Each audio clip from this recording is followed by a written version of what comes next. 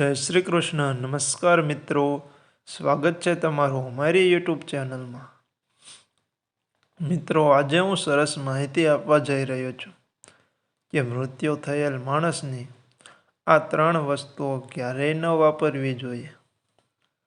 મિત્રો, આ ગરુડ પુરાણમાં શ્રી કૃષ્ણ ભગવાને સ્વયં કહેલું છે, તો આ વિડીયો ખૂબ જાણવા અને સમજવા જેવો છે. તો તમે ધ્યાનથી પૂરો અને અંત સુધી સાંભળજો. અને વિડીયો પસંદ આવે તો વિડીયોને લાઈક તેમજ તમારા અન્ય મિત્રોને શેર કરજો. આ ચેનલમાં પહેલી જ વાર આવ્યા હોય તો ચેનલને સબસ્ક્રાઈબ જરૂરથી કરજો. મિત્રો, ગરુડ પુરાણમાં ભગવાન શ્રી કૃષ્ણએ ગરુડજીને કહેલું છે કે મૃત્યુ પામેલ વ્યક્તિઓની અમુક વસ્તુઓ હોય છે જેનો ઉપયોગ કોઈ પણ વ્યક્તિએ ન કરવો જોઈએ. ભગવાન શ્રી કૃષ્ણ કહે છે કે આ પ્રકૃતિનો નિયમ છે કે જેનો જન્મ છે એનું મૃત્યુ પણ નિશ્ચિત છે. એ જ સત્ય છે જેને કોઈ પણ નકારી નથી શકતું. મનુષ્યનું મૃત્યુ નજીક આવવાથી મનુષ્યને તેના શરીરનો ત્યાગ અવશ્ય કરવો જ પડે છે. અને શરીરની સાથે એ વ્યક્તિ બધી જ શારીરિક વસ્તુઓનો ત્યાગ કરી દે છે. એટલે મનુષ્ય મૃત્યુ પછી મૃત્યુલોકની કોઈ પણ વસ્તુ સાથે લઈ નથી જઈ શકતો.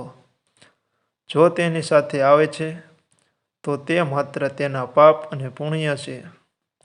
બસ આ જ તેની સાથે જઈ શકે છે. તો મૃત્યુ થયેલ વ્યક્તિની કોઈ પણ જાતની વસ્તુ ન વાપરવી જોઈએ. મિત્રો, જે વ્યક્તિએ તેના જીવનકાળ દરમિયાન પાપ કરતાં પુણ્ય વધારે કર્યું હોય તો તેને મૃત્યુ સમયે કષ્ટ નથી પડતું. તેમના પ્રાણ સહજતાથી નીકળી જાય છે. આ શ્રી કૃષ્ણ ભગવાને ગરુડ પુરાણમાં કહ્યું છે. પણ જે વ્યક્તિએ તેના જીવનમાં બહુ પાપ કર્યા છે તો તેને મૃત્યુ સમયે બહુ કષ્ટ આપે છે. તેનું મૃત્યુ ખૂબ પીડાદાયક હોય છે.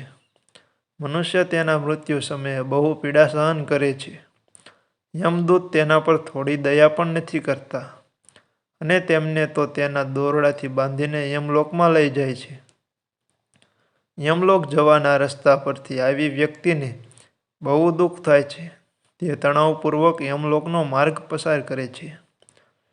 પણ યમદૂતોને તેના પર જરા પણ દયા નથી આવતી અને તે વ્યક્તિને બહુ પીડા સહન કરવી પડે છે.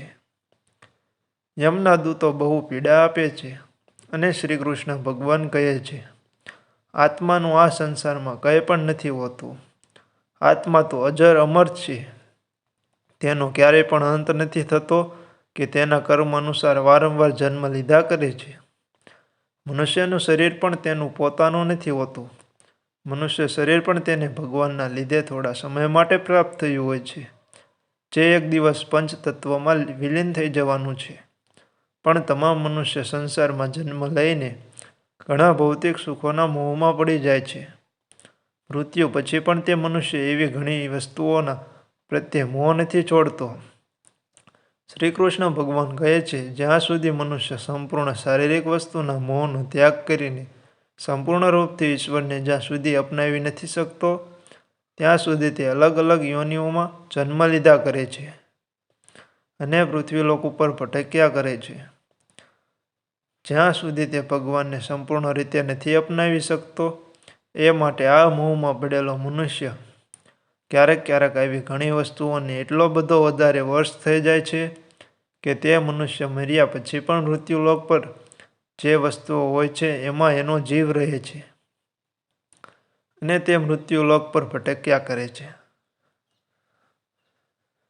ઘણા બધા મનુષ્યની ઘણી બધી વસ્તુઓમાં મોહ માયા હોય છે. તેથી જ એનો જીવ એ વસ્તુમાં રહી જાય છે. તો એને મોક્ષ પ્રાપ્ત નથી થતો. એવી ઘણી વસ્તુઓની અંદર એમનો જીવ હોય છે. તે માટે તેને પ્રેત યોનિઓ ધારણ કરવી પડે છે અને એ મૃત્યુલોક પર આ ધરતી પર ભટક્યા કરે છે. પ્રેત યોનિમાં શ્રી કૃષ્ણ ભગવાન કહે છે કે જો કોઈ પણ મનુષ્યનું અકાળ મૃત્યુ થઈ જાય છે તો એ પણ પ્રેત યોનિમાં ચાલ્યો જાય છે અને પ્રેત યોનિમાં તે તેના લોકોને દુઃખ દેવા લાગે છે. ઘણીવાર આપણે આપણા પરિવારમાં કોઈ પણ વ્યક્તિનું મૃત્યુ થયું હોય તો તેને યાદમાં આપણે એની વસ્તુઓ રાખીએ છીએ, તેની વસ્તુઓનો આપણે ઉપયોગ કરીએ છીએ. કોઈ પણ વ્યક્તિએ મૃત્યુ પામેલ વ્યક્તિની અમુક વસ્તુઓનો ઉપયોગ ન કરવો જોઈએ, કારણ કે તે વસ્તુ સાથે મૃત્યુ પામેલ વ્યક્તિની ઉર્જા જોડાયેલી હોય છે. તે મૃત્યુ થયેલ વ્યક્તિનો જે વસ્તુ પ્રત્યે મોહ વધારે હોવાના કારણે તે મૃત્યુના પછી પણ એવી વસ્તુથી જોડાયેલો રહે છે. અને જો આ વસ્તુનો ઉપયોગ જે વ્યક્તિ કરે છે તો તેને ઘણી બધી મુશ્કેલીઓનો સામનો કરવો પડે છે.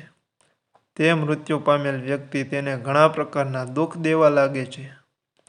એટલા માટે કોઈ પણ મનુષ્ય મૃત્યુ પામેલ વ્યક્તિની વસ્તુઓને ન વાપરવી જોઈએ. તમારી ઈચ્છા હોય તો તે વસ્તુને તમારા ઘરમાં સંભાળીને મૂકી દો, અથવા તો તે વસ્તુને નદીના પાણીમાં પ્રવાહી કરી દો. ભૂલથી પણ તે વસ્તુનો વપરાશ ન કરશો, કે મૃતક આત્માની શાંતિ માટે તેને પ્રિય વસ્તુ જે પણ હોય તેનું દાન કરી દો, તો તેને બહુ શુભ માનવામાં આવ્યું છે. ગરુડ પુરાણમાં મૃત્યુ પામેલા વ્યક્તિની એવી 3 વસ્તુઓ બતાવવામાં આવી છે જેનો ક્યારેય પણ કોઈ પણ વ્યક્તિએ વપરાશ ન કરવો જોઈએ. નહીંતર મૃત્યુ પામેલા વ્યક્તિની આત્મા પૃથ્વીલોક પર જ ભટકે છે અને તેને ક્યારેય પણ મોક્ષ નથી મળતો, અને તેને બીજું શરીર પણ પ્રાપ્ત નથી થતું, અને તે આત્મા આપણને ઘણા પ્રકારના કષ્ટો આપે છે. શ્રી કૃષ્ણ કહે છે કે જ્યારે પણ મૃત્યુ પામેલ વ્યક્તિને પ્રેત યોનિ મળે છે તો તે તેના પરિવારને હેરાન કરે છે, દુઃખ આપે છે, તકલીફ આપે છે. માટે તેની વસ્તુઓનો ઉપયોગ ન કરવો જોઈએ. આજે આપણે જાણીએ કે આ 3 વસ્તુ કઈ છે. તો સૌથી પહેલાં હું એ કહેવા માંગીશ કે મૃત્યુ પામેલ વ્યક્તિનો ફોટો ક્યાં લગાવવો જોઈએ. શાસ્ત્ર અનુસાર બધા જ લોકો તેના પૂર્વજોના ફોટા ઘરમાં જરૂર લગાવે છે, અને મિત્રો લગાવવો પણ જોઈએ. તેને બહુ શુભ માનવામાં આવ્યું છે. પોતાના મૃત્યુ પામેલ જે પરિવારનો કોઈ પણ વ્યક્તિ હોય તો એ વ્યક્તિનો ફોટો બનાવતી વખતે એક વાતનું ખાસ ધ્યાન રાખવું કે તેનો ફોટો દુઃખી અવસ્થામાં અથવા દુઃખની અવસ્થામાં ન હોવો જોઈએ, અને તે હંમેશા હસતા મુખવાળો હોય તેવો દેખાવો જોઈએ. અને જ્યારે પણ આપણે તેના પોતાના દર્શન કરીએ ત્યારે આપણા મનમાં શ્રદ્ધા તથા પ્રેમનો ભાવ પ્રકટ થવો જોઈએ. તેથી તે ફોટો ખુશ અવસ્થામાં હોય તો તે મનની સ્થિતિ પેદા કરે છે. માટે પૂર્વજોનો ફોટો બનાવતી વખતે એ ખાસ ધ્યાન રાખવું કે તે આ સંસારમાં નથી, અને તે ભગવાન પણ નથી, અને તે મનુષ્ય પણ નથી. માટે તેમનું સન્માન કરવું જોઈએ, પણ તેમની સામે તમારે દુઃખ અને ગુસ્સાની ભાવના પ્રગટ ન કરવી જોઈએ. નહીંતર તમારા પિતૃદેવ દુઃખી થાય છે.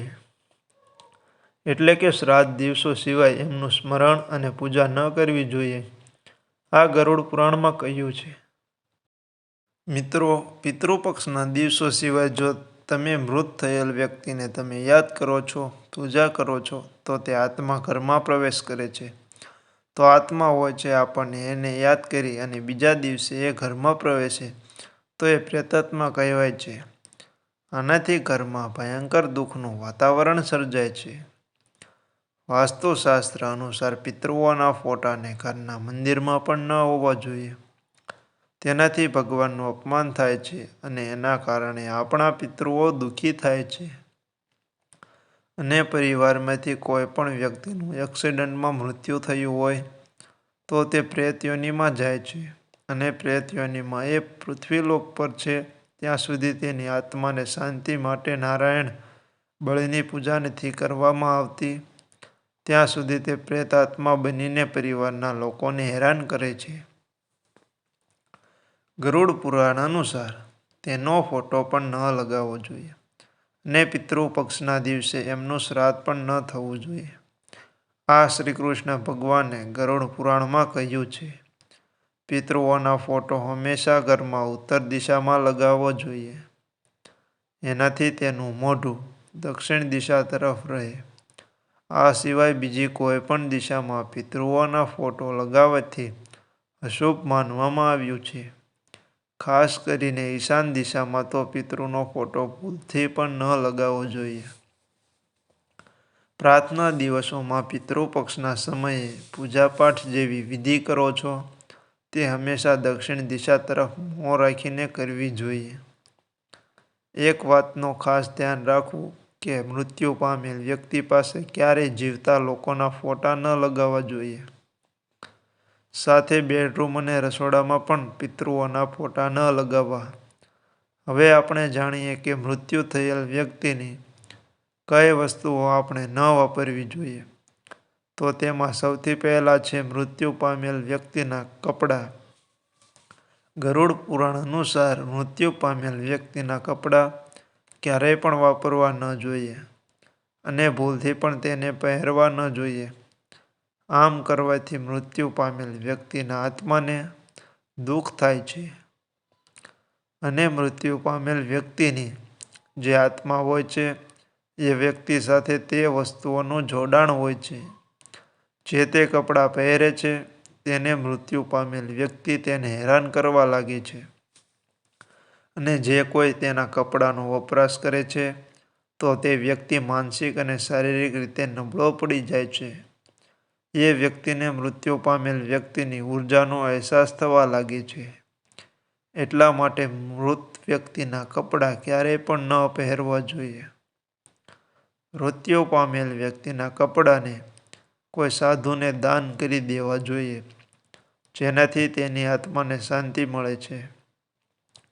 બીજી વસ્તુ છે મૃત્યુ પામેલ વ્યક્તિના ઘરેણાં. ગરુડ પુરાણમાં કહેવાય છે કે મૃત્યુ પામેલ વ્યક્તિના ઘરેણાં એના કપડાની જેમ જ ઉર્જાનો સ્ત્રોત હોય છે. મૃત્યુ પામેલ વ્યક્તિના ઘરેણાંથી તેને ખૂબ લગાવ હોય છે. એ વ્યક્તિને વધારે પડતો લગાવ હોય છે કેમ કે ઘરેણાં બધા જ વ્યક્તિ પોતાને સુંદર દેખાવા માટે ધારણ કરે છે અને ઘરેણાં કોને વાલા ન હોય. ગરુડ પુરાણમાં શ્રી કૃષ્ણએ દર્શાવ્યું છે કે જે વ્યક્તિનું મૃત્યુ થઈ જાય છે અને તેના ઘરેણાં કોઈ બીજા પહેરે છે તો ત્યારે તે એવું મહેસૂસ કરવા લાગે છે કે મૃત થયેલ આત્માને તે વ્યક્તિને હેરાન કરે છે. જો વ્યક્તિ તેમના ઘરેણાં પહેરે છે તો તે આત્મા મોક્ષના રસ્તે ન જતા તે વ્યક્તિ મૃત્યુ પામ્યો છે તે મોક્ષના રસ્તે નથી જતો અને આ મૃત્યુલોકમાં જ ભટક્યા કરે છે. તેના પરિવારને હેરાન કરવા લાગે છે. એટલા માટે મૃત્યુ પામેલ વ્યક્તિના ઘરેણાંનો વપરાશ ક્યારેય પણ ન કરવો જોઈએ. મૃત્યુ પામેલ વ્યક્તિના ઘરેણાંને ઓગાળીને નવા બનાવી લેવા અથવા તો તેને મંદિરમાં દાન કરી દેવા જોઈએ પણ એને વાપરવા ન જોઈએ. ત્રીજી વસ્તુ છે ઘડિયાળ. ઘડિયાળ મૃત્યુ પામેલ વ્યક્તિનો પ્રમુખ ઉર્જા સ્ત્રોત છે. ગરુડ પુરાણમાં ઘડિયાળ વિશે કશું કહેવામાં આવ્યું નથી પણ ઘણા બધા જ્યોતિષશાસ્ત્રમાં કહેવાયું છે કે મૃત્યુ પામેલ વ્યક્તિની ઘડિયાળ પણ એની સાથે જોડાવાનું કાર્ય કરે છે. એને ઉર્જા આપે છે કેમ કે ઘડિયાળ તે વ્યક્તિની સાથે જીવનભર જોડાયેલી રહે છે અને તેના સમયમાં નેતૃત્વ કરે છે. એટલા માટે તે વ્યક્તિના મૃત્યુ પછી તેના સમયનું અંતર થઈ ગયો હોય એના કારણે જીવિત વ્યક્તિએ ક્યારેય મૃત્યુ પામેલ વ્યક્તિની ઘડિયાળનો ઉપયોગ ન કરવો જોઈએ. એવા મૃત્યુ પામેલ વ્યક્તિની ઘડિયાળને હંમેશા દાન કરી દેવું જોઈએ. એ જ શ્રેષ્ઠ માનવામાં આવ્યું છે. તો મિત્રો આજે બસ આટલું. હું આશા રાખું છું કે તમને આ માહિતીનો વિડીયો જરૂર પસંદ આવ્યો હશે અને જો તમને આ વિડીયો પસંદ આવ્યો હોય તો વિડીયોને લાઈક કરો, શેર કરો અને આ ચેનલને સબસ્ક્રાઈબ જરૂરથી કરજો. કોમેન્ટ બોક્સમાં સાચી શ્રદ્ધાથી જય શ્રી કૃષ્ણ જરૂરથી લખજો. હવે મળીશું એક નવા વિડીયોમાં એક નવી જાણકારી સાથે. ત્યાં સુધી જય શ્રી કૃષ્ણ, રાધે રાધે. મિત્રો આવા જ બીજા ઉપયોગી વિડીયો મારી ચેનલમાં છે જે પણ જોઈ લો તે તમને ખૂબ